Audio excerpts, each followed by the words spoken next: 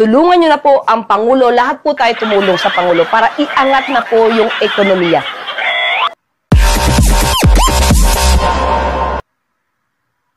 Hindi naman masama siguro tumulong.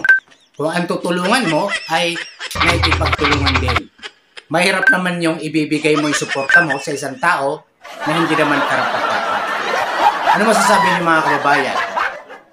Nananawagan si Yusek Claire Castro na tulungan daw ang mahal na presidente.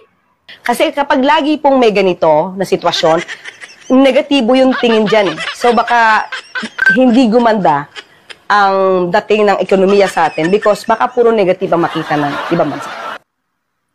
Well, kasi nakikita ng nakarami kung ano ba yung feedback ng pagkaupo ni BBM. Puro pangako. Pakiusap is after nito, sana tumulong na lahat.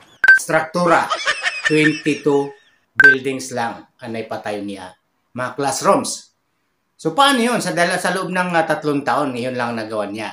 At isa pa, yung supporter ng Duterte ay hindi naman siguro makikianib sa inyo, hindi naman siguro susuporta sa inyo dahil nakikita nila yung bias na pakikisama o pakikipag-usap o pakikipag-dialogo sa mga iba, yung tinatawag na fake news.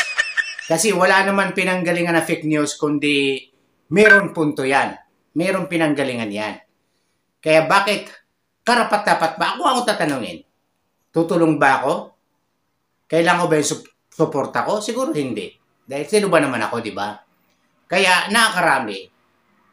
Ang tanungin natin, kayo ba? Susuporta ba kayo kay BBM? Please comment down below. O kay Duterte.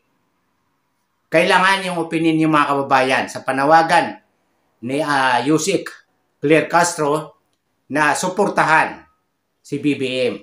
So kayo na po ang maghusga mga kababayan.